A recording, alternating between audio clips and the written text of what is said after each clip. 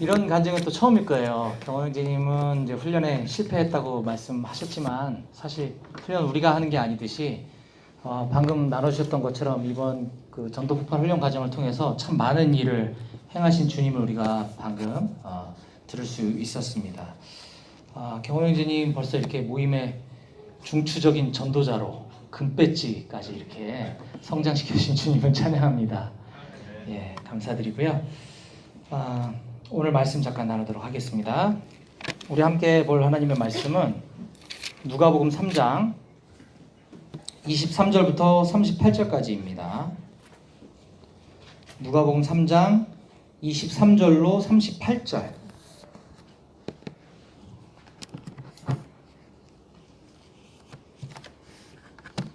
예, 오늘은 예수님의 족보에 관한 이야기인데요. 사람 이름들이 계속 나오니까 발음이 꼬일 수 있습니다. 그래서 저랑 여러분들이 한 절씩 교독해서 천천히 읽도록 하겠습니다. 23절, 누가복음 3장 23절부터 38절까지입니다. 제가 먼저 읽도록 하겠습니다. 예수께서 가르치심을 시작하실 때 30세쯤 되시니라. 사람들이 아는 대로는 요셉의 아들이니 요셉의 위는 헬리오,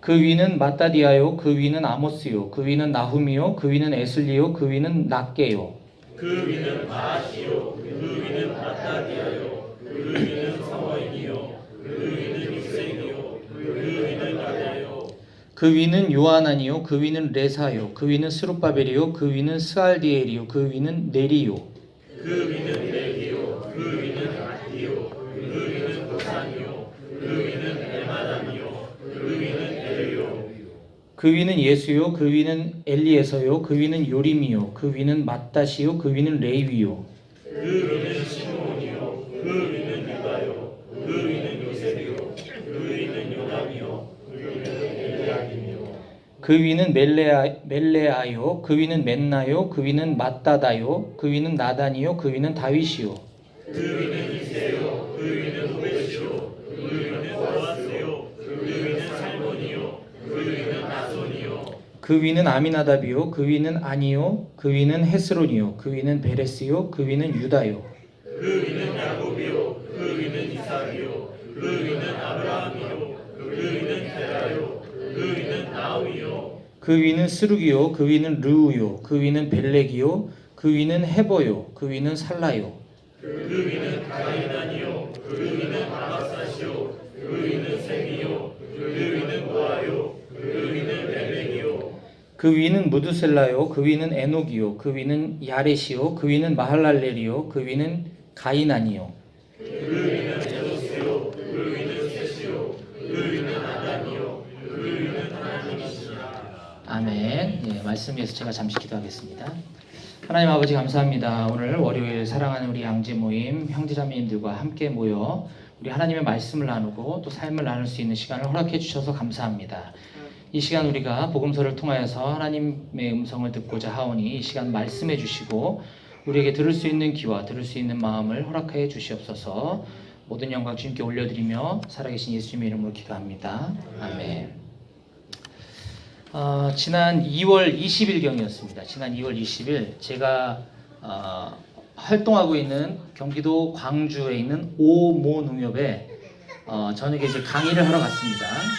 제가 하는 업무가 손해보험 상품 교육하고 마케팅 교육하는 일이라 광주 얘기가 나오니까 또 지영자매님 또 우리 모임에서 유일하게 광주 사시는 광주댁인데 오모농협에 교육을 하러 갔는데 거기에 60이 훌쩍 넘으신 김학모 조합장님께서 이제 명함을 주시면서 저랑 이제 인사를 나눴습니다.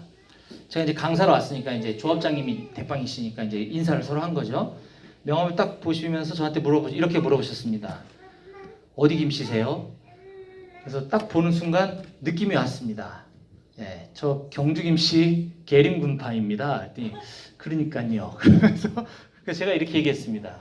저희 아버님은 가운데가 정자 돌림이시고 저는 식자 돌림입니다. 그랬더니 그러니까요. 그러시더니 그 조합장님은 그 뒤로 저를 볼 수가 없었습니다. 이게 무슨 얘기일까요? 제 밑에 제 아들 학렬이 가운데가 학자돌림입니다. 네, 그 60이 훌쩍 넘으신 조합장님이 제 아래 학렬이었던 거죠. 저희 집안 그 경주김씨 계림군파 가문은 저는 그 뼈대 있는 가문에서 태어났습니다. 참고로 삼국시대 신라왕 여러분들 기억하시는지 모르겠지만 박시성과 석시성과 김시성이 돌아가면서 왕이 됐던 거 기억나시나요? 모르시는 분도 계시고 그 김시성의 시조가 김알지 왕이라고 저희 그 어르신 되십니다. 네, 그 김알지 왕의 이제 후손인데요. 저희 아버님 지금은 안 계시지만 저희 아버님은 1920년생이십니다. 지금 생존해 계신다면 올해로 99세시겠죠. 예. 그 위에 저희 할아버님은 제가 계산을 해왔는데요. 1866년생이십니다. 1866년생. 지금 살아계시다고 한다면 어떻게 되시는가요? 153세 정도 되시는 것 같습니다. 1920년 저희 아버님 태어나셨던 1920년은 우리가 아는 것처럼 3.1 독립운동이 있었던 그 다음 해가 1920년이고요. 1866년 저희 할아버님이 태어나신 1866년에 무슨 일이 있었나 찾아봤더니 고종 3년이더라고요. 고종 황제가 즉위하신 지 3년 되는 해고 우리가 아는 평양의 그 미국 상선 제너럴 셔머노 사건이 일어났던 해이기도 하고요. 병인 양요가 있었던 해고 일본에서는 메이지 유신이 일어났다고 하고요. 중국에서는 지금 현재 중화민국의 초대 총통인 순원 들어보셨죠? 순원. 예, 순원이 태어난 해와 같습니다. 저희 할아버님과 그래서 이 순원 할아버님은 동갑내기시라는 얘기죠. 이쯤 되면 저희 가문의 저의 위치가 어느 정도 되는지 좀 느낌이 오시나요? 네. 참고로 이렇게 돌아다니다 보면 김시성 만나서 어디 김씨세요 물어봤을 때 아주 가끔 경주 김씨 계림군파를 만났을 때 저보다 높은 분을 저는 아직까지 만나본 적이 없는 것 같습니다. 좀 달리 보이지 않나요? 예. 예, 한국 사람들은 이처럼 족보를 되게 중요시 여깁니다. 그죠? 특히 저처럼 집안이 이렇게 뭐 왕족이 있거나 아니면 유명한 사람이 있는 가문이 있다면 아마 저처럼 더 이렇게 우쭐댈 것 같습니다. 네. 근데 이 우리나라 우리 민족 말고도 이렇게 가문을 중시 여기는 민족이 있었으니 그가 바로 유대인이었다라는 것이죠. 오늘 우리가 읽은 누가복음 3장 말씀에 보면 족보 이야기입니다. 우리가 읽었던 것처럼. 네. 성경에 대략 이런 누가 누구를 낳았다, 누가 누구를 낳았다 이런 등등의 족보 이야기가 한 몇 번 정도 나올까요? 네? 3번? 아닙니다. 수도 없이 많아서 제가 모르겠습니다. 엄청 많이 소개되고 있는데요. 구약 성경에도 보면 그런 게 많이 나오거든요. 그 사람들이 이름을 쭉 나열할 때 그 사람의 이름을 나열하는 것을 그 히브리어로 2가지 단어를 쓰고 있는데 하나는 우리가 지파별 인구 조사할 때 사람 이름 막 나열하죠. 예, 그런 족보의 이름을 쓰는 일반적인 것을 우리가 야하스라고 하는데 그런 단순한 인명의 나열이 아니라 구속사적으로 어떤 의미 있는 사람들에 대한 내용을 선별해서 요약한 족보를 이름하여 톨레도트라고 합니다. 예, 우리 순장님들은 지금으로부터 한 7, 8년 전쯤인가요? 순장 모임에서 창세기 처음 공부하기 시작할 때 개론 나눌 때 우리 들어보셨던 기억이 아마 있으실 겁니다. 톨레도트. 창세기에는 몇 개의 톨레도트로 구성이 되어 있을까요? 그렇죠. 역시 10개의 톨레도트로 구성되어 있습니다. 창세기 1장 1절부터 4장까지는 천지 창조의 역사를 통한 하늘과 땅의 톨레도트를 기록하고 있고요. 5장 1절에 이것은 아담의 계보를 적은 책이니라 라고 하면서 아담의 자손 톨레도트를 기록하고 있고요. 6장 9절에는 이것은 노아의 족본이라 라고 시작하면서 노아의 톨레도트가 기록되고 있습니다.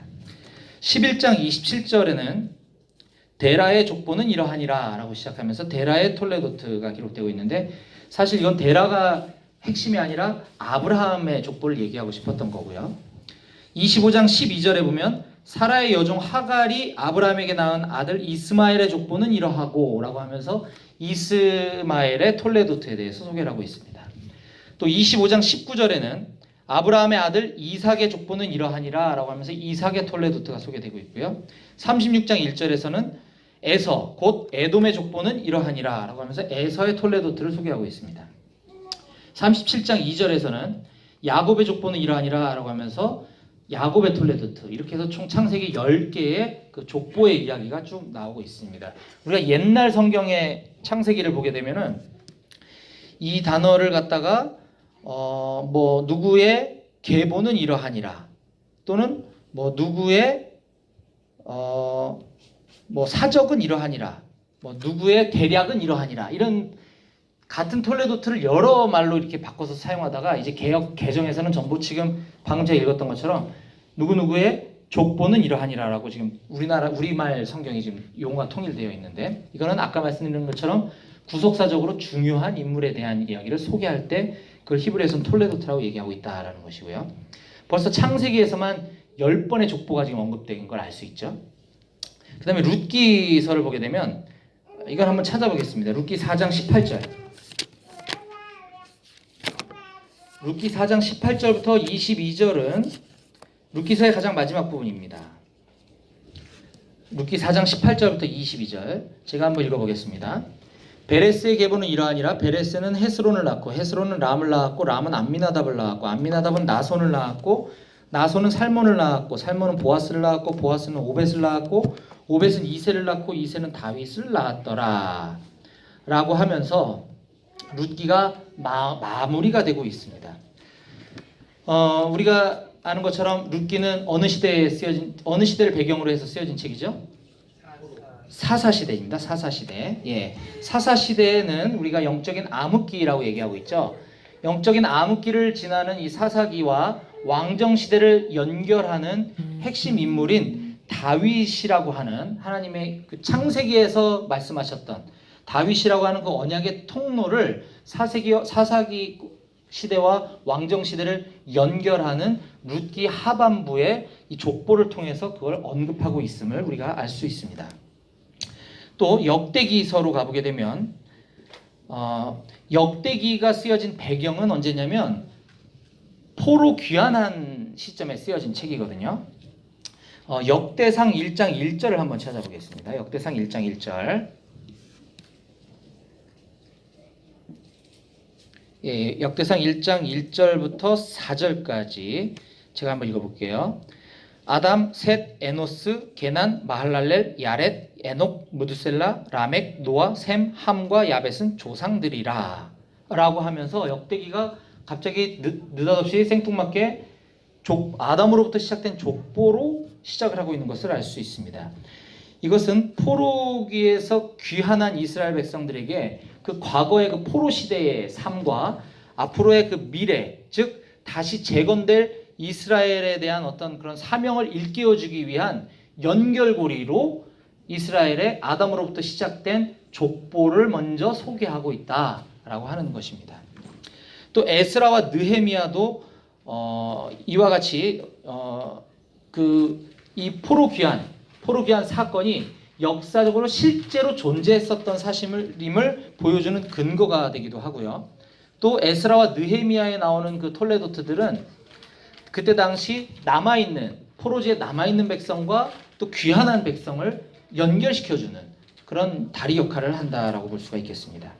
그리고 우리가 방금 보았던 누가복음과 복음서에는 두 곳에 예수님의 족보가 소개되고 있거든요. 창세기 1장과 누가복음 3장에서 소개되고 있는 예수 그리스도의 족보가 이렇게 소개되어 있는 것을 알 수 있습니다.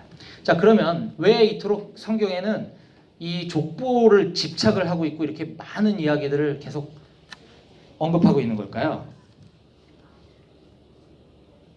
제가 중간중간에 힌트를 드렸던 것처럼 성경에 기록된 이 족보는 그 하나님께서 사람하고 세우신 그 언약을 이 사람 이름으로다가 압축해서 기록한 것이기 때문에 이 족보를 지금 제가 쭉 훑어드렸던 창세기부터 복음서까지 기록된 족보를 보게 되면 하나님의 구속사가 어떻게 이어져 가고 있는지를 우리가 알 수 있게 되는 것입니다. 특히 이 모든 하나님의 이 구속의 역사는 바로 예수 그리스도에게 그 초점이 맞춰져 있기 때문에 이 성경에 기록되고 있는 이 수많은 족보 이야기는 결국 예수 그리스도를 등장시키기 위한, 예수 그리스도를 소개하기 위한 쭉 배경이었다, 이렇게 우리가 이해할 수 있을 겁니다. 자, 우리는 지금 사복음서를 정리해가면서 우리가 그 비슷비슷한 사건들을 묶어서 연대 순으로 제가 이제 정리를 하겠다고 말씀드리고, 오늘 바로 그 세 번째 시간입니다. 오늘 이 시간 우리가 그 인류 역사의 주인공 대신, 그리고 온 우주 만물의 주인공 대신 우리 구속자 예수 그리스도의 족보에 대해서 잠깐 함께 이야기를 나눠보려고 합니다. 마태복음과 같이 비교해서 살펴보도록 하겠습니다. 마태복음 우리가 오늘 읽지는 않았지만 마태복음 1장 1절부터 시작되는 족보와 방금 누가복음 3장 23절부터 시작되는 두 족보에는 몇 가지 차이점들이 있고 공통점이 있습니다. 자, 차이점은 어떤 차이점이 있을까요? 안 읽었으니까는 맞추기가 어렵겠죠, 마태복음을. 어떻게 하셨지? 그렇습니다. 네. 우선 그건 좀 이따가 먼저 말씀드리도록 하고요. 마태복음 1장 1절을 한번 보겠습니다. 마태복음 1장 1절과 2절. 마태복음 1장 1절과 2절. 아브라함과 다윗의 자손 예수 그리스도의 계보라. 아브라함이 이삭을 낳고 이삭은 야곱을 낳고 야곱은 유다와 그의 형제들을 낳고, 이렇게 시작하고 있죠. 누구로부터 시작했나요? 아브라함부터 시작했죠. 근데 아까 우리가 읽었던 누가복음 본문의 맨 마지막 절 누가복음 3장 38절은 누구에서 끝이 나나요? 그렇습니다. 누가복음 3장 38절. 그 위는 에노스요, 그 위는 셋이요, 그 위는 아담이요, 그 위는 하나님이시니라. 자, 이처럼 마태가 기록한 예수 그리스도의 족보는 아브라함, 다윗을 거쳐서 아브라함에서 그 끝이 나는 반면, 누가가 기록한 예수 그리스도의 족보는 다윗을 뛰어넘고 아브라함을 뛰어넘어서 아담과 하나님에게로까지 연결되고 있는 것을 볼 수가 있습니다.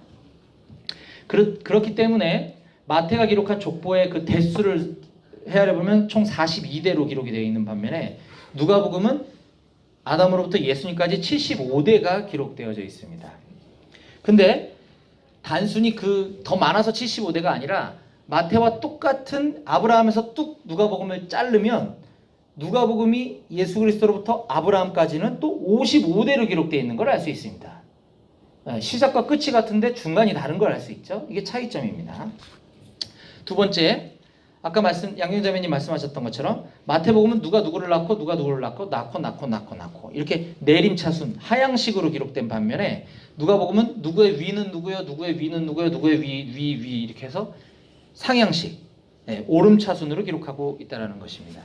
자, 이것은 이 복음서를 기록한 마태와 누가의 그 저작 의도가, 마태는 결국 이스라엘의 혈통을 따라서 오신 예수 그리스도를 드러내고자 하는데 초점을 맞춘 반면에 누가는 우리의 구속사의 혈통이 결국은 하나님으로부터 시작됐다라고 하는 그 하나님을 드러내기 위한 족보의 서술 방식이다라는 그 차이점을 우리가 알 수 있습니다. 세 번째, 또 마태와 누가의 족보의 차이점은 마태의 족보는 구약에 등장하는 그 이스라엘의 왕들을 중심으로 족보가 이렇게 구성되어 있는 반면에 누가는 우리가 아까 읽었던 것처럼 전혀 유명하지 않은, 처음 들어보는 듯한 평범한 사람들의 이름을 족보에 삽입하고 있는 것을 알 수 있습니다. 마태가 그렇게 유명한 왕들을 중심으로 해서 이렇게 기록한 것은 이 다윗이라고 하는 인물, 하나님께서 언약을 약속을 주셨던 그 다윗이라고 하는 인물을 중심으로 해서 족보를 구성하고자 했다라고 하는 것이죠. 다윗이 왕을 강조한 것이죠.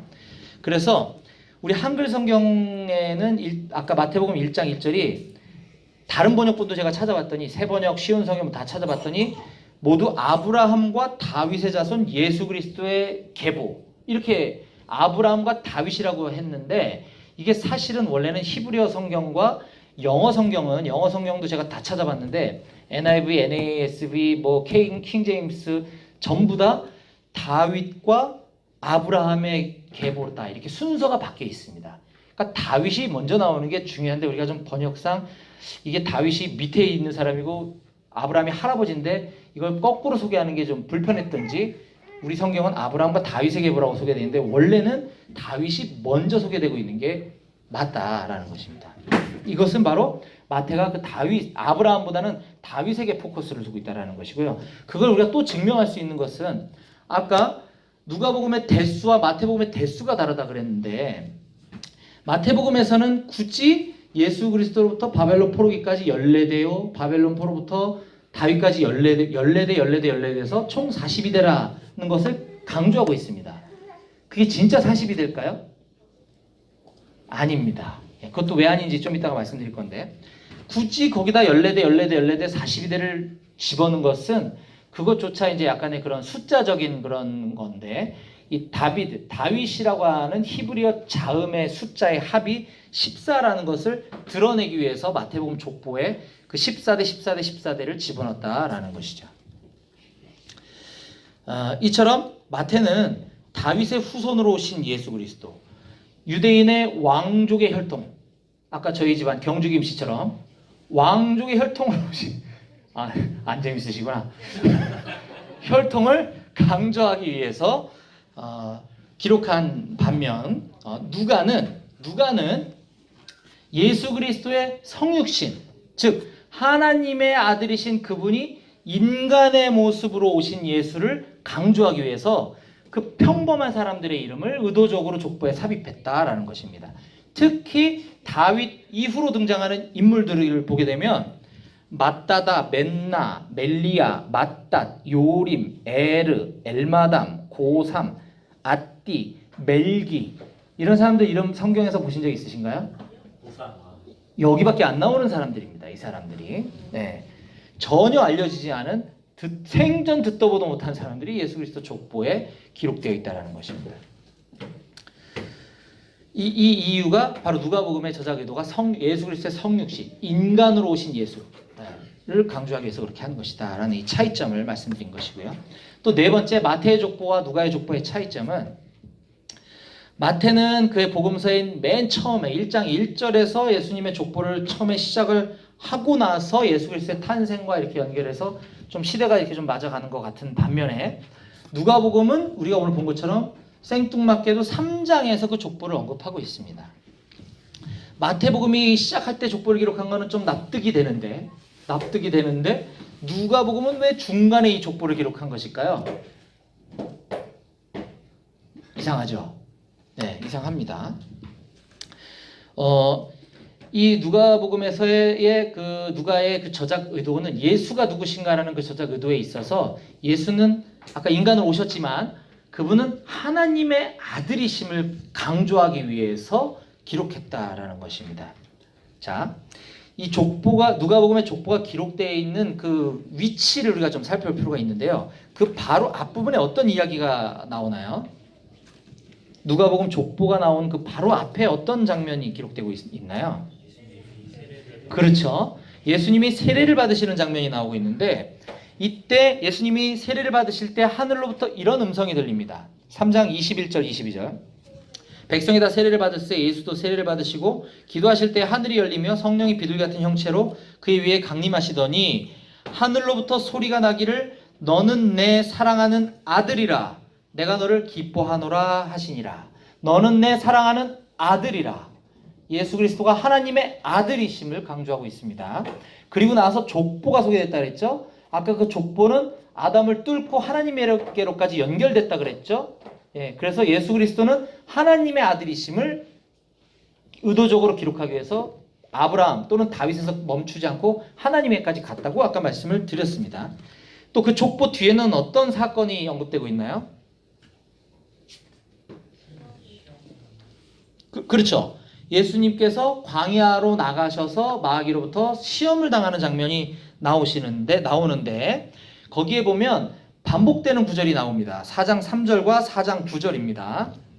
마귀가 이르되 내가 만일 하나님의 아들이여든 4장 9절 또 이끌고 예루살렘으로 가서 성전 꼭대기에 세우고 이르되 내가 만일 하나님의 아들이여든 여기서 뛰어내리라. 하나님의 아들이여든 이처럼 누가는 예수 그리스도가 하나님의 아들이심을 강조하기 위해서 그 주제어를 반복하기 위해서 족보를 거기에 삽입하고 있다라는 것입니다.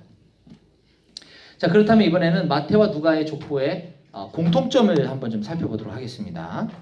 첫 번째 마태의 족보와 누가의 족보에 일치되는 공통점의 특징 중에 하나는 이 사람을 기록할 때, 족보에 나오는 그 사람들을 기록할 때 매우 선택적으로 기록했다라고 하는 것입니다. 무슨 말이냐면 앞서 제가 설명했던 마태의 족보 대수와 누가의 족보 대수가 다르다 그랬죠.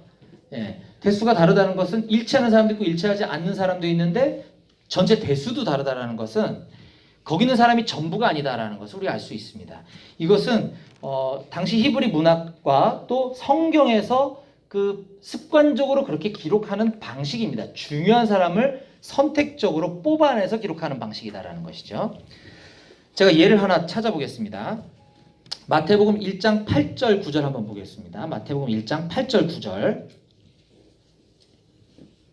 자, 아사는 여호사밧을 낳고 여호사밧은 요람을 낳고 요람은 우시야를 낳고 우시야는 요담을 낳고 요담은 아하스를 낳고 아하스는 히스기야를 낳고 여기도 뭐 낳고 많은데 다 자르고 자, 요람부터 요담까지만 보겠습니다. 요람은 누구를 낳았다 그랬나요?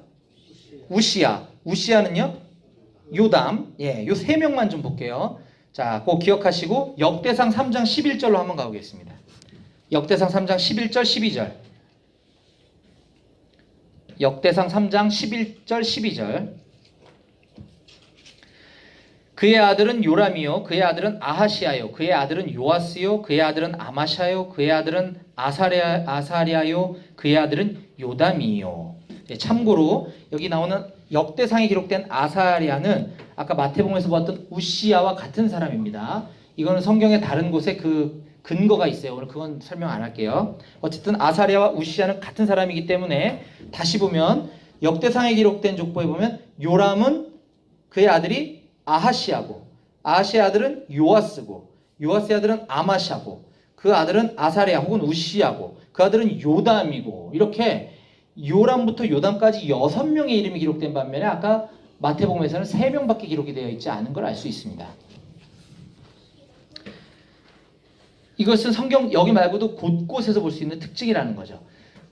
내가 지금 이 쓰고자 하는 족보에 필요한 사람들을 선택적으로 썼다라는 것입니다. 누가도 마찬가지라는 거죠. 이게 이제 공통점이라는 것입니다. 또 두 번째 마태와 누가의 족보는 둘 다 예수 그리스도의 족보를 소개함으로 인해서 온 인류, 유대인 이스라엘 백성에게만 국한되는 것이 아니라 이방인을 포함한 온 인류를 향한 메시아이신 예수의 보편성. 말이 좀 복잡하죠? 그러니까 마태와 누가의 족보의 공통점은 유대인에게만 한정된 게 아니라 온 인류를 향한 메시아의 출현에 대한 이 보편성, 특정 계층이 아니라 보편성을 강조하기 위한 것이다 라는 것입니다. 누가복음은 앞서서 예수의 성육신, 평범한 사람들이라고 얘기했기 때문에 조금 납득이 되지만 예수님의 인성, 사람으로 오신 걸 그랬다 치지만 아까 마태복음은 분명 혈통을 따라서 왔다고 했지 않았냐라고 제가 아까 말씀을 드렸죠. 자, 그런데 마태복음의 족보에도 우리가 또 하나 발견할 수 있는 특징이 있는데요. 이 중요한 왕들만 뽑아서 기록한 족보에 오히려 누가복음에는 없는 여인들의 이름이 등장합니다. 그렇죠? 네. 우리 그때 당시에 이스라엘 사람들은 족보에 여자의 이름을 기록하지 않았잖아요. 근데 누가복음도 아닌 마태복음 족보에 여인들의 이름이 기록되어 있다. 특히나 그 여인들은 우리가 딱 봐도 조금 거시기한 사람들이 들어가 있다라는 거죠. 이게 바로 보편성을 강조하기 위한 것이라는 건데 왜 그런가 하면 그 마태의 족보에 등장하는 4명의 여인들의 다른 여러 가지 있겠지만 중요한 핵심 특징 중에 하나는 그들이 모두 본인이 이방인 출신이거나 또는 남편이 이방인이라는 특징이 있습니다.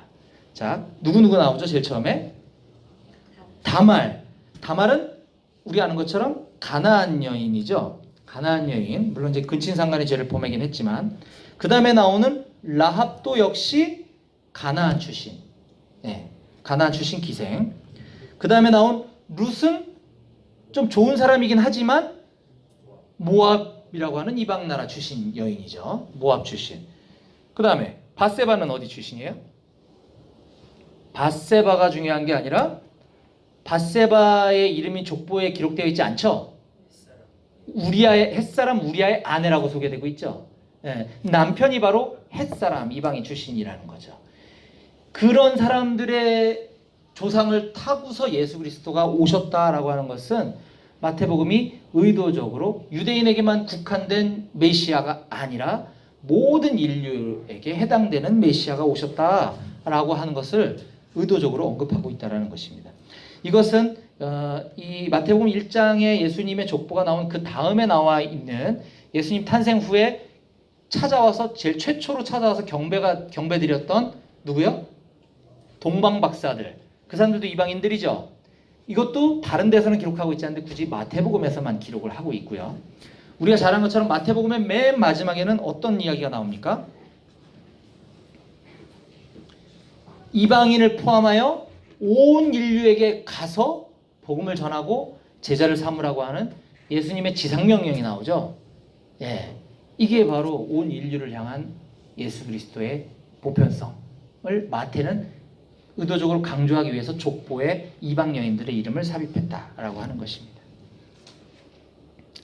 세 번째 또 마태복음과 누가복음의 족보의 차이는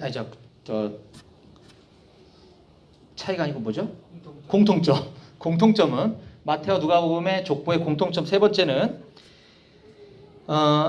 이 예수 그리스도에 의한 성육신의 실제성, 예수 그리스도의 성육신 사건은 실제로 있었던 일이다라고 하는 것입니다.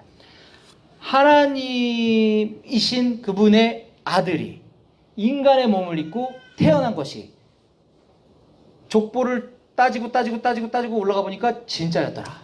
그게 하나님 아브라함 이삭까지 연결되어 있는 이게 실제로 존재하는 것이구나 라고 하는 증거가 될 수 있는 것이다라는 겁니다. 이 마태복음의 족보와 누가복음의 족보에서 예수 그리스도까지 연결되는 그 사건은 예수 그리스도의 성육신이 실제로 존재했다는 것을 증명하기 위한 것이다 라는 것입니다. 자, 지금까지 우리는 누가복음과 마태복음에 나와 있는 예수님의 족보의 차이점과 공통점을 살펴보면서 거기에서 우리가 발견할 수 있는 몇 가지들을 좀 함께 나눴습니다. 이 하나님의 아들로서 예수님은 인간의 모습을 하고 이 땅에 태어나셨죠. 예수님이 이 땅에 태어나신 것은 역사 속에 실제로 존재하는 사건이라는 것입니다. 이것을 결정적으로 드러내는 것이 바로 이 족보의 이야기다라고 하는 것이고요. 또 우리가 하나님을 아버지라고 부르는 것도 또한 마찬가지라는 것이죠. 무슨 근거로 우리가 하나님을 아버지로 부를 수 있습니까? 바로 예수님을 통한 하나님에게까지 연결되고 있는 우리의 족보. 이것이 바로 우리가 하나님을 아버지라고 부를 수 있는 확실한 증거가 될 수 있다는 것이고요. 또 우리가 이 복음서에 기록된 예수님의 족보를 통해서 반드시 깨달아야 될 가장 중요한 것 중에 하나는 하나님이 인류를 구원하시겠다고 하시는 그 원대한 계획 속에 결국 예수 그리스도를 통과하여 그것은 오늘 바로 나에게까지 그 초점이 연결되어 있다라고 하는 것입니다. 아멘이신가요? 아멘. 예. 이 사실을 우리가 좀 확실히 붙잡고 믿어야 되겠습니다. 그래서 우리가 성경을 읽다 보면 아까 창세기에도 열몇 번 뭐 어디에도 나오고 계속 나오는 이런 지루한 족보 이야기들이 그냥 흘려보냈던 것이 아니라 거기에 그런 하나님의 놀라운 계획과 뜻이 있었다는 것을 우리가 오늘 이 시간을 통해서 좀 깨닫게 되었으면 좋겠습니다. 그리고 계속해서 이 반복되는 족보들을 우리가 흘려듣듯이 우리가 복음 하다 보면 이제 너무 복음이라는 말도 너무 많이 들어서 이제 식상합니다. 너무 많이 들었습니다. 그래서 이제 그 감격도 어쩌면 좀 무뎌졌는지 모릅니다. 우리가 오늘 이 시간을 이 예수 그리스도의 족보를 통해서 우리가 복음에 대해서 다시 한번 새롭게 다지는 시간이 되기를 좀 소망합니다. 그래서 하나님께서 이 예수님을 통과해서 나에게까지 연결해 주신 그 족보를 우리가 기억하면서 나를 구원해 주시고 나를 통하여서 또 하나님의 온 인류 구원의 역사를 이루어 가시는 그 놀라우신 계획에 우리가 좀 더 감격해하고 그 일에 우리가 자원함과 기쁨으로 드려지는 저와 여러분이 되기를 주님의 이름으로 부탁드리겠습니다. 함께 기도하시겠습니다. 좋으신 하나님 아버지 감사합니다. 오늘 우리가 그동안 그냥 흘려볼 수도 있었던 예수님의 족보에 대해서 짧지만 여러 가지 이야기들을 함께 나눴습니다. 하나님, 우리를 자녀 삼아 주신 것이 그냥 추상적인 말이 아니라 그것이 실제였다라는 것이 이 족보를 통해서 증명되었음을 깨달았습니다. 아버지, 우리가 하나님의 자녀임을, 우리가 그 자존감을 우리가 회복시켜 주시고, 우리가 어느 곳에서 어떤 일을 겪든지 위축되지 않고 우리가 당당하게 승리하는 삶을 살 수 있도록 도와주시고, 무엇보다 우리를 지켜주시는 하나님 예수님으로 말미암아 우리가 복음을 전하기를 두려워하지 않는, 우리가 담대한 예수 그리스도의 증인이요 우리가 주님의 제자요 하나님의 아들로 살아갈 수 있도록 도와주시옵소서. 이 시간 이후에 우리가 나눌 순모임을 통해서 또 많은 은혜와 깨달음을 허락해 주시기를 기대합니다. 모든 순서 주님께 맡겨드리고 감사드리며 예수님의 이름으로 기도했습니다. 아멘. 박수로 하나님께 영광 돌리겠습니다.